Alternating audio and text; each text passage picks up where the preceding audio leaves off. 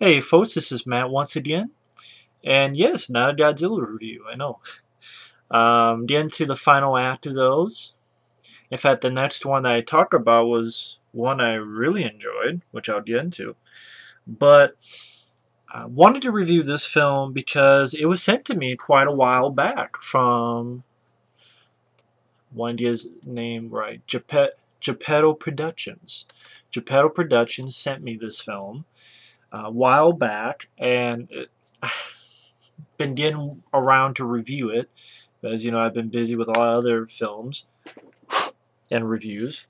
So I wanted to finally give a look at this film, and that is Excalibur. Excalibur is a film that was sent to me by Geppetto Productions.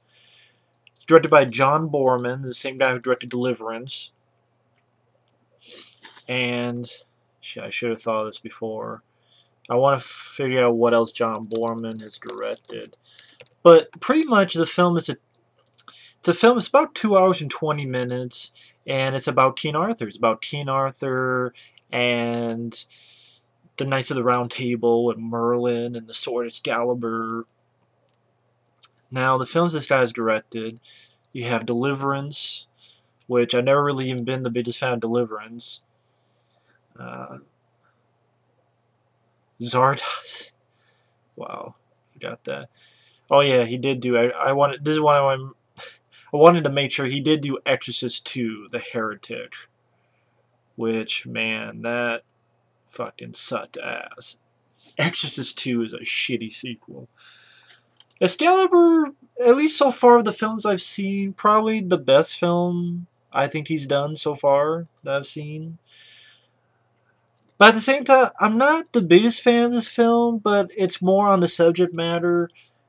Right off the bat, I'm just not the biggest fan of the medieval ages, the medieval times, the Dark Ages, you know, the King Arthur, the Knights of the Round Table, Merlin. That's just not the type of subject matter I'm the most interested in. It's kind of like how I feel about westerns. It's not the thing I'm the most interested in. But I will say, even saying that, if you are a fan of that type of subject matter, this would probably be, well, not even probably, it'd definitely be worth a look. It is well directed. Score is pretty decent. They use that piece of score a few times that you've heard a lot. I forget what the actual piece of score is called. But I remember hearing pieces of score in like the trailer to Cliffhanger, among other trailers and other pieces of film. And you have a couple of people that you recognize in smaller roles, like you have Patrick Stewart in a small role, Gabriel Byrne, Liam Neeson. And pretty much the film, it is rated R, and you see little bits of gore. You see like an arm cut off here and there, and it's not like Braveheart, that type of gore, but it is still rated R. Pretty much the film, the first 20 or so minutes is you have this king and who Merlin is helping to be king, I should say, attacking this other group of people.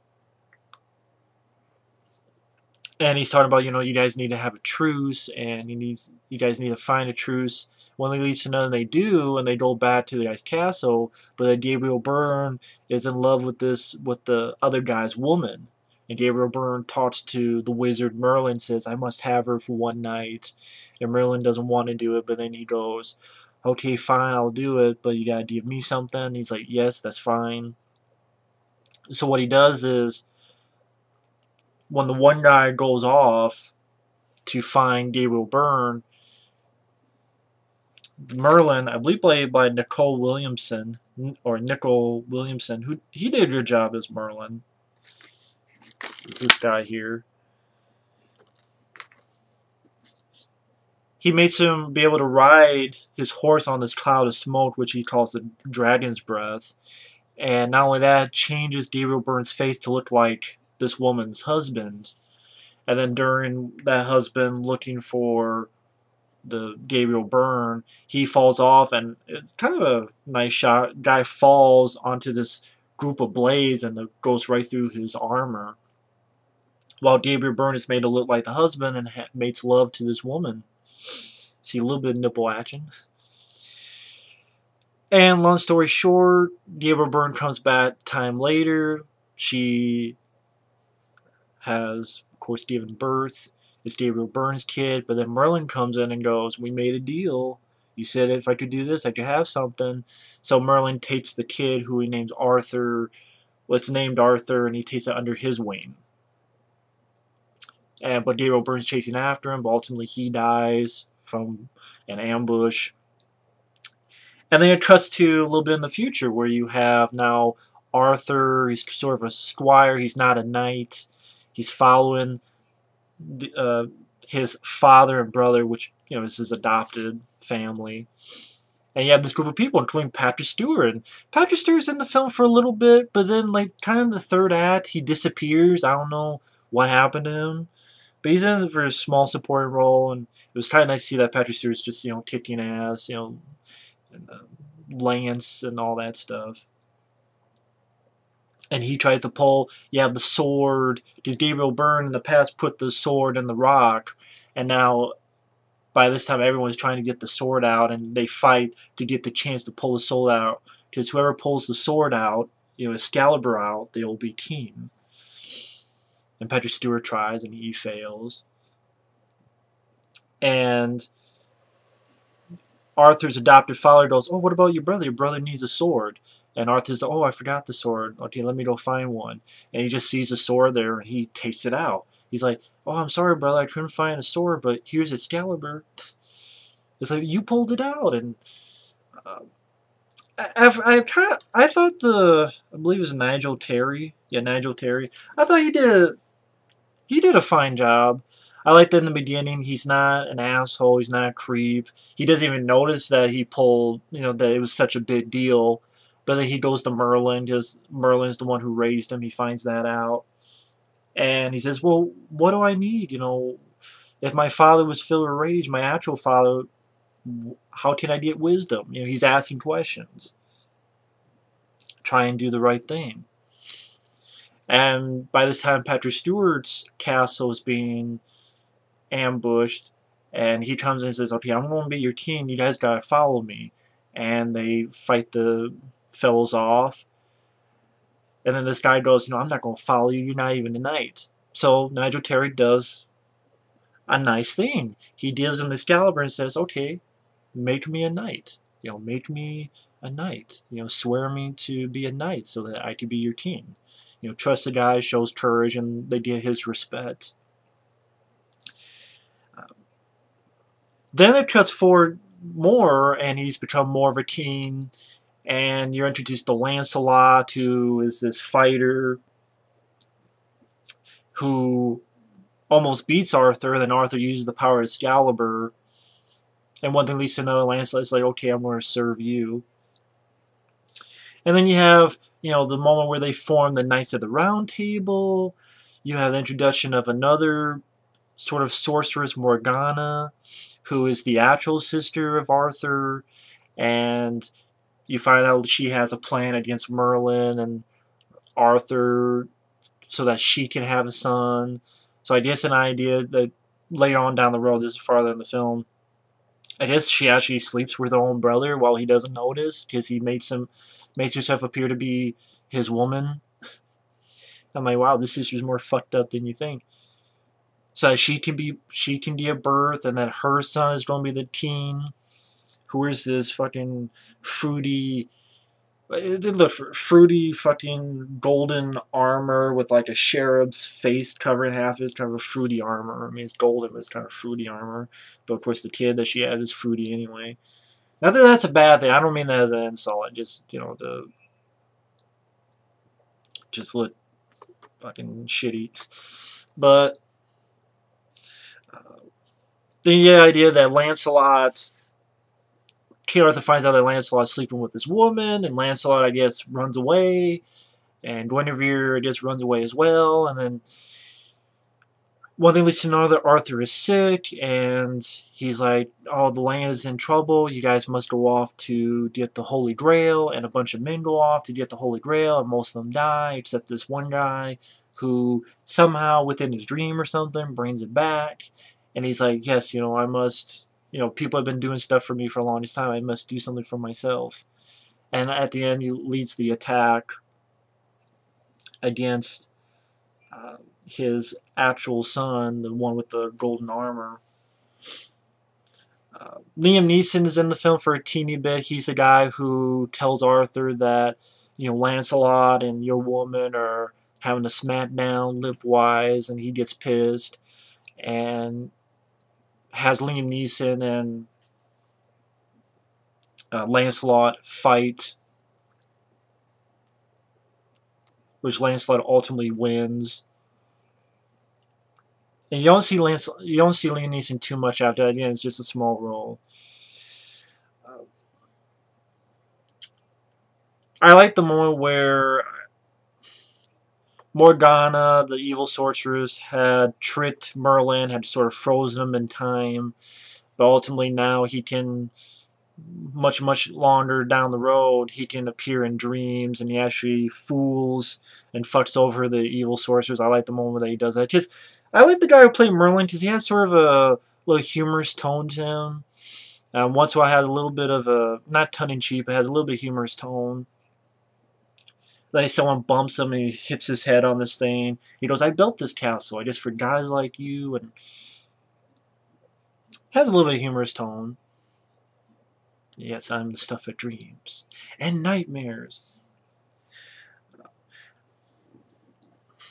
I like the moment that he tricks the evil sorceress to using her power and uses all of her power because she tried to keep herself young, but she uses and abuses her power, so now she's old again, very, very old, and she's actually killed by her own son, the one with the golden armor. And ultimately, Arthur gets in the last battle, and granted, his son kills him, but Arthur actually puts the spear all the way through him in order to stab right into his asshole son, and then tells one of the last guys, you know, take Excalibur and throw the sword back into the lake. And then, yeah, the scene that I thought was really redundant and just really extended, because the guy takes the sword, goes to the lake. Then he goes back, goes, I can't do it. And he goes, just take the sword to the lake. And then he does it again. I'm like, it's just too extended. It's kind of redundant. It's like, I want to go to the sword. Oh, but I can't do it. Just take the sword. Okay, I'm going to go to it again. Then throws the sword. It was a nice shot when the guy throws the sword, and yeah, this lady of the water rises her hand up. The handle comes down, and it just goes down to the lake. Okay, I mean, some of the thing is, some of the shots are well done. I don't think the acting was bad. I like the character of Merlin. It definitely has a extravagant production value. Like, I like the way the armor looks when it looks really shiny. Excalibur is a good looking sword. You can tell they have a bit of a budget on this film. You have little, it's not a gore fest, but you have little bits of blood, so it is rated R. But it's, again, I'm not really a fan of the subject matter. It's 2 hours and 20 minutes, so it felt very long to me. It's 2 hours and 20 minutes, and even with that 2 hours and 20 minutes, at times it felt kind of, I don't want to say choppy, but it's like, okay, we have Gabriel Byrne and what happened with him, and then his son being born. And then it cuts to, okay, now Arthur is from a baby to, I guess you could say, not quite a teenager, a young man. Then he gets his story and, you know, it's with, helps Patrick Stewart out. Then it cuts to, okay, now he's Arthur. And they're Knights of the Round Table. Then it cuts to, okay, now we've won the battles and we're going to be the Knights of the Round Table. And then it cuts to, okay, Lancelot and Guenevere are fucking around with each other. And you do get some nudity. And then it's, okay, now I guess Lancelot disappeared, but he comes back at the very end of the film to help Arthur, but dies of his wounds.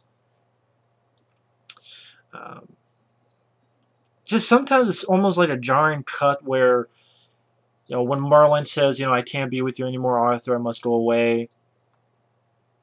Between that and then all of a sudden he's getting sick and, you know, you must all go for the Holy Grail. And the whole search for the Holy Grail is just sort of a, that whole sequence in the film is a very boring, well, it was a very uninteresting scene for me, because really it's just a bunch of random people going around. You get the idea that most of them are dead, and this guy, who I guess is the same guy who was trying to help Lancelot, who Lancelot finds in the woods and follows Lancelot back to the castle, who's now become a knight.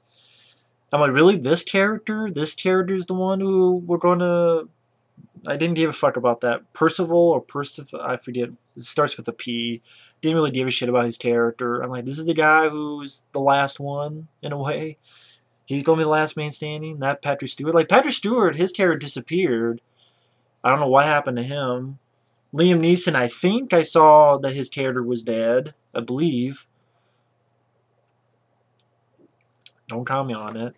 Because I will admit I did lose interest when it got to the Holy Grail stuff, and just him, this one guy, the guy that starts with a P, walking around and looking, and then, oh, now he's in Morgana's lair, and then he wants to drink, but he doesn't, then he gets knocked out, or he faints or whatever, then he has this dream that there's the cup, the Holy Grail, and then he dreams that he's on this drawbridge, that he's almost on the way out, but I guess you get the point that he's also being hung, and he, not on purpose, but kind of accidentally cuts himself off of being hanged.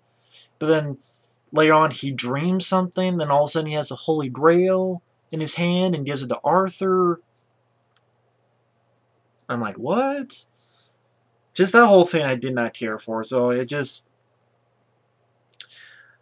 I don't know, maybe it didn't need the... maybe it's just the subject matter doesn't interest me. Maybe if it just dealt with one part of this, like if it dealt with Arthur becoming king, or dealt with Arthur being king and dealing with Lancelot, or dealt with Arthur just dealing with Morgana, maybe if it just dealt with one of these things, or, okay, the Holy Grail aspect, make a movie about that. But the fact it just goes through his entire life, you know, even in, it still feels long, 2 hours and 20 minutes, but it still feels long, but at the same time, it still feels like you're trying to put all this stuff into one movie. And but again, if you're interested in King Arthur, if you're interested in Knights of the Round Table, it's worth a look for. It's got a nice production behind it. The cast does fine. The score is fine. I mean, I don't love the score. It's not like I would get the score to listen to or get MP3s of it or something. But it fits it alright. It is R-rated, but it's not gory. It's not bloodfest at all. It's not wall-to-wall action at all either. I do like the character of Merlin, Nicol Williamson. Or Nicol Williamson.